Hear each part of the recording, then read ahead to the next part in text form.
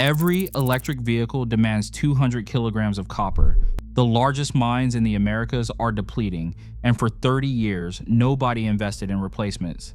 Forget volatile digital assets. The real asymmetric opportunity is the electrified commodity the world is running out of.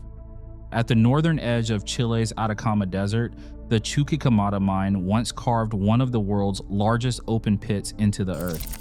For decades, this operation delivered around 650,000 tons of copper per year, even as the ore yielded just over 1.15% copper by weight. But the pit is nearly exhausted. In 2025, Codelco began shutting down open pit extraction and pivoting all production to a new underground project. This technical transformation is not just about engineering, it's a response to geology. The richest ore bodies near the surface are gone, forcing miners deeper for every ton. Underground mining here targets a higher grade, but at a fraction of the former scale and with far greater cost. As one Latin American geologist puts it, "We're chasing copper at depths and grades that would have seemed unworkable 20 years ago. The easy copper is finished." Chuquicamata's story is not unique. It stands as proof that even the giants of global supply are running out of shallow, high-grade ore, reshaping the future of copper availability. Electric vehicles now roll off assembly lines in record numbers, each one built around a copper-rich powertrain. On average, every battery electric car contains about 200 kilograms of copper, 4 times more than a conventional gasoline model. The global electric vehicle fleet has surged from just 5 million vehicles in 2018 to nearly 28 million in 2025, multiplying copper consumption across the auto industry. At the same time, the push for renewable power is adding a second layer of demand. Every gigawatt of new wind or solar capacity requires roughly 3.5 tons of copper for turbines, inverters, and grid connections. With global renewable capacity doubling from 2015 to 2025, copper has become the backbone of the energy transition. These numbers reveal a pattern. Electrification is not a gentle slope, but an accelerating curve. As more countries set aggressive targets for clean energy and electric transport, the appetite for copper is growing far faster than traditional supply chains can replenish. The result is an exponential pull on a resource that is already growing scarce. Discovery alone is only the beginning. From the moment a promising copper deposit is found, the clock starts ticking on a process that can stretch over a decade. In the mid-1990s, nearly 60% of exploration budgets targeted greenfield sites, untouched ground with the potential for new mines.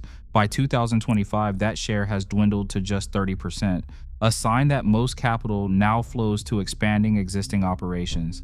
The cost of each ton of copper discovered has soared, reaching $700,000 per ton in the last decade.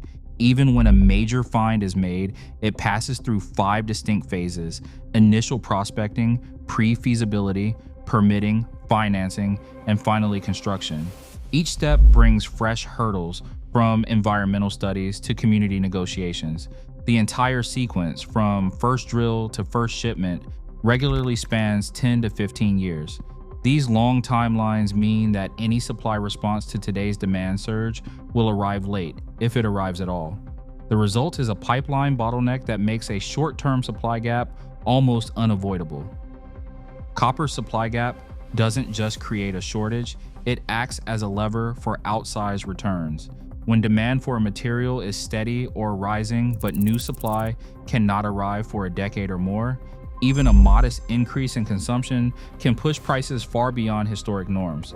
For copper, this dynamic is baked in. Electric vehicles, renewables, and grid upgrades all require more copper each year. Yet, the industry's ability to deliver new tons is locked behind a 10 to 15 year development window. That lag means any shortfall is not quickly patched. Instead, it compounds, tightening the market and amplifying price reactions to even small shifts in demand. A North American exploration executive puts it plainly: you can't sprint supply in copper. By the time a discovery becomes a mine, the market has already moved. This structural lag transforms a moderate demand shock into a disproportionate deficit.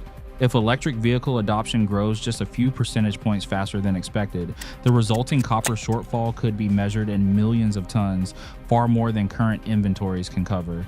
Because the supply response is so slow, price moves tend to be sharp and persistent, rewarding those who position early. For investors, the probability-weighted upside is not just about a single bull run. It is about the repeated compounding effect of scarcity in a market where new supply is always running behind. In this way, copper's asymmetry is built on the physics of the industry itself: durable demand, long lead times, and an inability to flood the market when prices spike. Copper stands apart from digital assets in one fundamental way. It is not a line of code or a ledger entry. It is a physical resource consumed by every electric motor, power grid, and data center on Earth. While cryptocurrencies like Bitcoin and Ethereum have delivered spectacular gains, their value is untethered from any industrial use. In the last decade, Bitcoin's annualized volatility has averaged over 65%, with drawdowns exceeding 80% during major corrections. By contrast, copper futures on LME and COMEX have shown annual volatility closer to 20%, with deep and liquid markets that support massive daily trading volumes. A fund manager with a commodity focus puts it plainly: copper is a real asset with global liquidity and industrial pull. Crypto is a speculation on sentiment. He recommends a calibrated approach, allocating a measured share to copper and related equities while treating crypto as a high-risk satellite, not a core holding. But no investment is without risk. Copper mining faces its own set of challenges, including resource nationalism, where governments impose new taxes or even seize assets, permitting delays that can stall projects for years, capital expenditure overruns that eat into returns, and community opposition, especially over environmental concerns. These risks are real, but they are transparent and grounded in supply chains the world depends on. For investors, the choice comes down to weighing physical scarcity and industrial necessity against the unpredictable tides of digital speculation. Copper scarcity is no longer theoretical. It's unfolding now as demand accelerates and new supply lags behind. In a world of digital hype, real commodities still build the future. What do you think?